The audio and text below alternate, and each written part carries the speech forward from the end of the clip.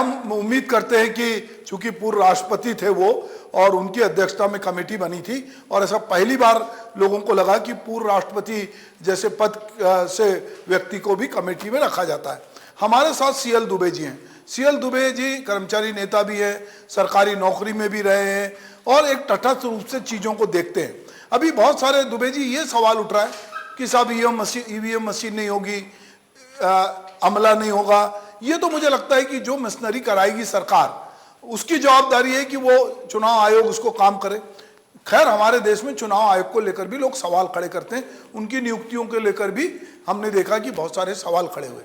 अभी ये जो कंसेप्ट आया है ये किस तरह का है और इस पे आपकी अपनी राय क्या है?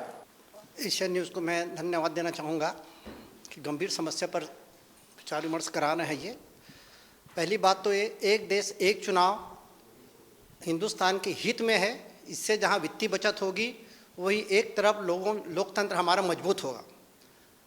इसमें अभी मैं खुद उसमें रजिस्ट्रार रहा हूँ उस शिक्षा विभाग में। हम लोग चुनाव ड्यूटी में जाते हैं, तो चुनाव ड्यूटी में जाते हैं तो एक इलेक्शन के समय एक बूथ में 4 लोग रहते हैं। ये 4 लोग रहेंगे, वहाँ सुरक्षा गार्ड रहेगा, वहाँ सारी सुविधा होगी, ट्रेनिंग होगी। और यदि हम लोकसभा के लिए कर रहे हैं तो उसी में राज्यसभा के लिए भी कर सकते हैं। और जितना खर्च हम एक लोकसभा में करेंगे उतने में विधानसभा का भी निपटा सकते हैं। उसमें सिर्फ आपको ईवीएम की व्यवस्था करनी पड़ेगी।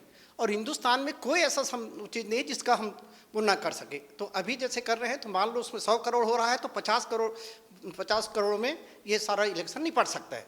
दूसरी बात ये, इससे अभी क्या स्थिति होती है, लोकसभा का चुनाव हो गया पहले, अब राज्यसभा का, तो राज्यसभा में चुनाव लड़ता है नेता, फिर वो बोलते हैं डबल इंजन ट्रिपल इंजन। तो ये जो मनमानी करते हैं बंद हो जाएगा और हिंदुस्तान की जो जनता है वो वास्तव में ईमानदारी से चुनाव जीतेगी कि अब मुझे किसको जिताना है।